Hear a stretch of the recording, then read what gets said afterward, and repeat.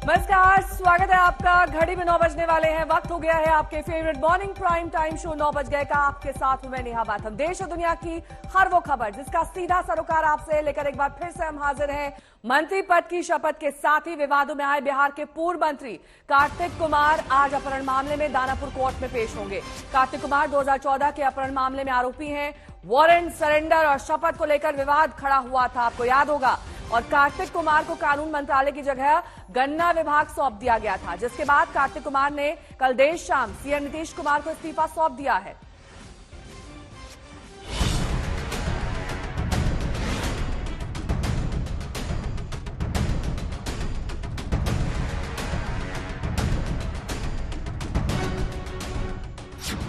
सोलह अगस्त को नीतीश सरकार में शपथ। 30 अगस्त की रात मंत्रालय बदला। 31 अगस्त को कैबिनेट से इस्तीफा। आरजेडी के हैवीवेट नेता कार्तिक सिंह महज 15 दिन में बिहार के कानून मंत्री से पूर्व मंत्री बन गए। मंत्रालय बदलने से कथित तौर पर नाराज कार्तिक सिंह ने कल शाम अपना इस्तीफा मुख्यमंत्री नीतीश कुमार को भेज दिया और मुख्यमंत्री ने इस्तीफा मंजूर कर वो चिट्ठी राज्यपाल को भेज दी। कार्तिक को मंत्री बनाए जाने से नीतीश पर हमलावर बीजेपी इसे अपनी कामयाबी बता रही है। जब मैंने कविता लिखी कि मैं लाचार हूं और फिर भी नीतीश कुमार हूं, तब उन्होंने जा करके उस कविता को पढ़ने के बाद उनका थोड़ा सा जमीर जग गया और उन्होंने कार्तिक सिंह का इस्तीफा लिया। और भी जो बागी और दागी मंत्री हैं आपके, उनका भी इस्तीफा ले माननीय मुख्यमंत्री जी। कार्तिक के इस्तीफे से बीजेपी खुश है। बिहार के पूर्व डिप्टी सीएम बीजेपी नेता सुशील मोदी का ट्वीट देखिए। नीतीश कुमार पहले ओवर में ही क्लीन बोल्ड हो गए। अभी तो कार्तिक कुमार का पहला विकेट गिरा है, अभी और कई विकेट गिरेंगे। बीजेपी हमलावर है, लेकिन पलटवार करने में आरजेडी और जेडीयू भी पीछे नहीं। माननीय मुख्यमंत्री जी ने जो माननीय मंत्री कार्तिक कुमार का विभाग बदला है, ये उनका विशेषाधिकार है। इस मामले पर भारतीय जनता पार्टी को बोलने का कोई अधिकार नहीं है, क्योंकि केंद्र सरकार में जो उनके मंत्री हैं, केंद्रीय गृह राज्य मंत्री अजय मिश्र टेनी, वो चार्जशीटेड हैं। जब सत्ता में रहते हैं तो कानून का राज नजर आता है, और सत्ता से जब हटते हैं तो राजनीतिक वियोग में अनर्गल प्रलाप शुरू करते हैं। यह मुख्यमंत्री जी का विशेषाधिकार होता है और आपको इसकी चिंता भी नहीं करनी चाहिए। आपको चिंता अपने राजनीतिक जमीन का करना चाहिए। इस पूरे घटनाक्रम को समझने के लिए थोड़ा पीछे चलते हैं। 16 अगस्त को नीतीश कुमार ने कार्तिक कुमार को मंत्री बनाया था। उन्हें कानून मंत्रालय दिया गया था।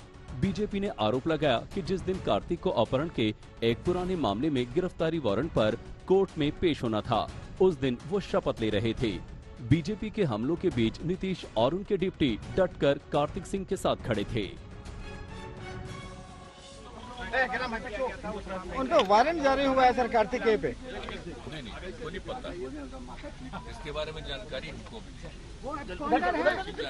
सर बीजेपी के फेम करने के अलावा और कोई काम है तो जनता के लिए काम कर रहे हैं। हमारा इंटेंशन जो है साफ तौर पे क्लियर हो चुका है, और बाकी तो जो मंत्री थे उनका तो वकील वगैरह सब लोग तो पता है। कुछ दिन के हंगामे के बाद मामला जब शांत हुआ तो नीतीश ने 30 अगस्त को रातों रात कार्तिक सिंह से कानून मंत्रालय छीनकर गन्ना मंत्रालय थमा दिया।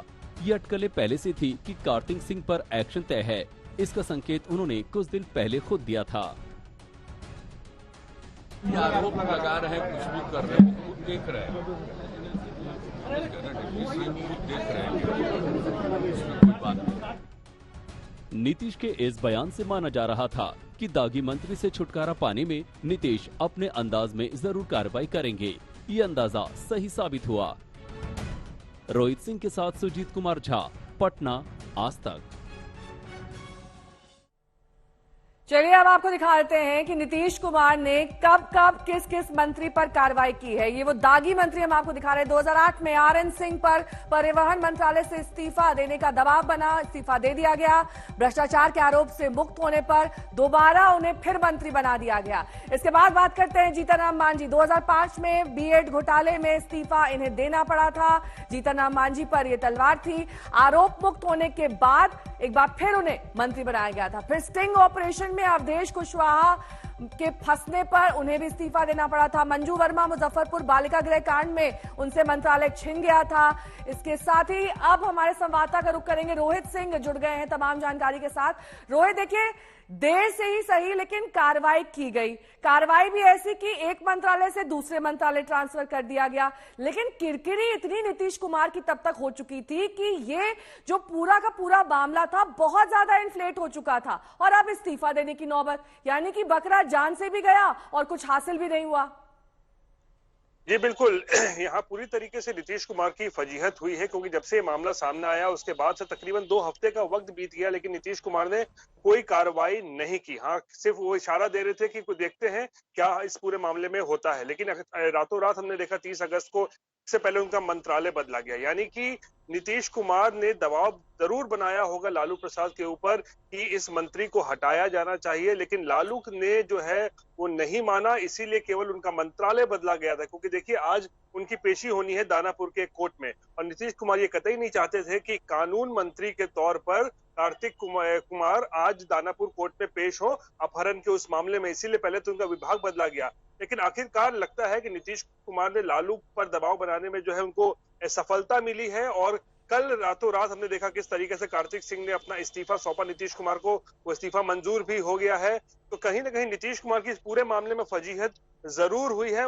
एक ऐसी एक संदेश भी गया है कि वो क्या भ्रष्टाचार से समझौता करना चाह रहे थे अपनी सरकार को बचाने के लिए, जो लालू प्रसाद की बदौलत इस वक्त चल रही है। तो कहीं ना कहीं फजीहत जरूर हुई है, लेकिन आखिरकार ये पहले, जैसा कि बीजेपी वाले कह रहे हैं, ये भी पहला विकेट गिरा है। उनका आरोप है कि अभी और भी आपराधिक छवि के लोग जो मंत्री बने हुए हैं उनको भी जल्द ही जो है वो नीतीश कुमार को हटाना पड़ेगा उन्हें अपने मंत्रिमंडल से।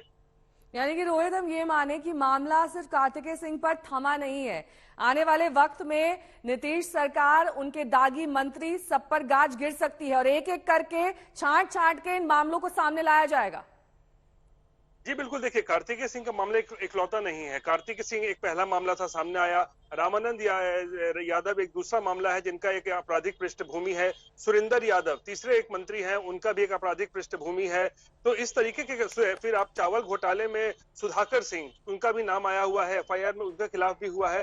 तो ऐसे तकरीबन 5-6 मंत्री हैं आरजेडी कोटे से जिनके खिलाफ आपराधिक मामले दर्ज है, एफआईआर दर्ज है या फिर जांच चल रही है। और बीजेपी इसी को जो है मुद्दा बना रही है, क्योंकि वो जानती है बीजेपी कि नीतीश कुमार का जो कमजोर कड़ी है वो है भ्रष्टाचार।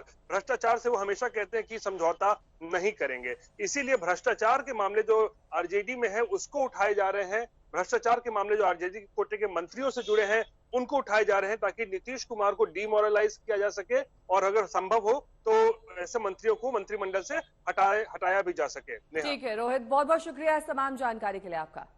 दिल्ली में जहां बीजेपी और आम आदमी पार्टी के 2 प्रवक्ताओं के बीच राजनीति का रियलिटी शो खेला गया, वहीं अपने अपने दावों की राजनीति के लिए भागम भाग भी तेज हो गई। 500 स्कूल का निरीक्षण करेंगे और उसके बाद रिपोर्ट दोनों भाई मिल के देंगे। आज तक पे अंजना और कौशल के कौटिल्य स्कूल चिराग एंक्लेव क्लास 1 में मिलिए 11 बजे, और वो नहीं उसके अलावा बहुत सारे स्कूल दिखाऊं। 500 की सूची मांगी, एक स्कूल लेके गए जो 1967 में बना था। इतने डर गए कि अंदर नहीं गए स्कूल के पेरेंट्स। हम अगले में भी चलेंगे। अभी 500 की सूची अगर देंगे, 500 की सूची देंगे। दिल्ली की राजनीति में नए रियलिटी शो वाली ये पिक्चर है। दिल्ली में शराब घोटाले पर छापेमारी के बाद से शुरू हुई राजनीतिक रस्साकशी की फिल्म तू डाल डाल मैं पात पात अब स्कूलों तक रिलीज होने लगी है, जहां आज तक के शो हल्ला बोल में चुनौती देकर बीजेपी आम आदमी पार्टी के प्रवक्ता रियलिटी शो वाली राजनीति में उतर पड़े। रिपोर्ट दोनों भाई मिल के देंगे। आज तक में अभी 500 की सूची अगर देंगे, 500 की सूची देंगे। जिसके अहम किरदार हैं गौरव भाटिया बीजेपी के राष्ट्रीय प्रवक्ता और सौरभ भारद्वाज, आम आदमी पार्टी के विधायक और प्रवक्ता।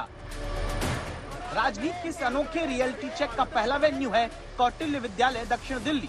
वक्त बुधवार सुबह के 11 बजे। दिल्ली में केजरीवाल सरकार की तरफ से बनाए गए 500 नए स्कूलों के दावों को लेकर दोनों दलों के प्रवक्ता आमने सामने पहुंचे। 500 स्कूल बनाएंगे नए, ये कहा था इन्होंने। कौटिल्य स्कूल, चिराग एंक्लेव। बीजेपी ने 500 नए स्कूलों की लिस्ट मांगी। आम आदमी पार्टी ने कहा स्कूल ही देख लीजिए। फिर हुआ क्या, आप इन्हीं दोनों नेताओं की तरफ से जारी वीडियो के जरिए देखिए। अभी अगले में भी चलेंगे। अभी 500 की सूची अगर देंगे, 500 की सूची देंगे। गौरव भाटिया सौरभ भारद्वाज के बताए पते पर पहुंचे। सौरभ भारद्वाज ने जो स्कूल दिखाया, गौरव भाटिया ने कहा ये तो पुराना स्कूल है, अपना वाला स्कूल दिखाओ। अभी 500 की सूची अगर देंगे, 500 की सूची देंगे।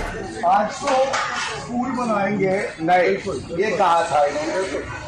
और मैं समझता हूँ कि सौरभ भाई यहाँ पे हैं, विधायक हैं, ये इनको बताना चाहिए कि वो लिस्ट कहाँ है जिसमें 500 स्कूल में मैं आपकी बात आपने पहले कही, मैंने आपका सम्मान रखा। मैं समझता हूँ कि इसमें शिष्टाचार होना चाहिए। 500 स्कूल की लिस्ट लेने में आ गया 11 बजे। लिस्ट नहीं, एक स्कूल में आपने कहा चलेंगे। बीजेपी प्रवक्ता की तरफ से जारी वीडियो में दूसरे स्कूल में भी दावा हुआ कि जो स्कूल अभी निर्माणाधीन है उसे 500 नए स्कूल बन जाने वाले दावे में क्यों दिखाया जा रहा? स्कूल अभी कह रहे बन रहा है। देखिए 500 की सूची मांगी, बन रहा है। बिल्कुल एक स्कूल लेके गए जो 1967 में बना था, दूसरे में घबराहट हो रही है। झूठ पहले बोलो। अभी ये दूसरे स्कूल हम आए हैं तो ये इधर दिखाओ, इधर दिखा दो। ये बन रहा है, ये बन रहा है। देखिए अभी 8.5 साल में बन रहा है। इधर दिखाओ, 15 लाख रुपए में 8.5 साल में ये सच्चाई है। 15 लाख रुपए में अभी बना नहीं है। और सबसे बड़ी बात है, मैं इतना ही कहूँगा, दिखाओ बिल्डिंग, दिखाओ भाई, इधर बिल्डिंग भी दिखा दो, बिल्डिंग भी दिखा दो की सूची अगर मिल जाती है। फिर शुरू हुई वीडियो वार। बीजेपी के भाटिया जी के वीडियो के खिलाफ आम आदमी पार्टी के भारद्वाज जी का वीडियो आया, इस दावे के साथ कि चैलेंज तो आधे अधूरे में छोड़कर बीजेपी के प्रवक्ता भाग गए।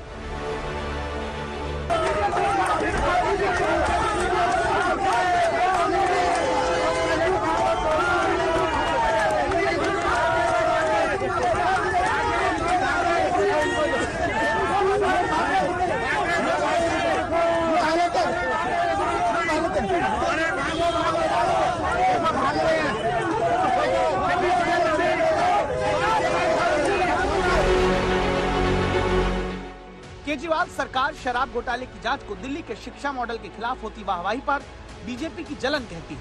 बीजेपी का आरोप है कि टॉयलेट की गिनती भी क्लासरूम के नाम पर करके दिल्ली में सरकार नए स्कूलों का मॉडल सजाए बैठी है।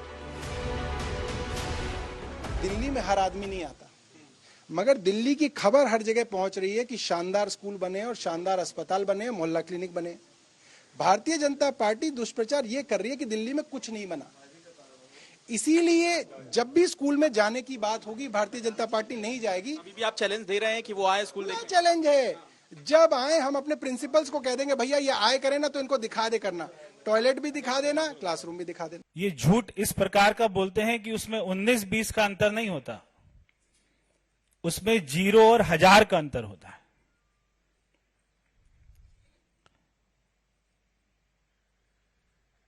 देश का नहीं, दुनिया का सबसे अच्छा शिक्षा मॉडल भी इन्हीं के पास है, मगर इनके खुद के बच्चे उस शिक्षा मॉडल का लाभ नहीं उठा रहे। वैसे प्रेस कॉन्फ्रेंस में आरोप लगाकर निकल जाने से अलग, अगर वाकई राजनीतिक दल अपने अपने प्रवक्ताओं को जमीन पर लाकर सिर्फ तू मैं करने की जगह अपने अपने दावों के कागज और अपने अपने वादों की हकीकत बताने लगे तो जनता को भी साफ होगा कि आखिर रियलिटी क्या है, न कि रियलिटी शो जैसी राजनीति होती रहे। दिल्ली से पंकज जैन के साथ आज तक ब्यूरो।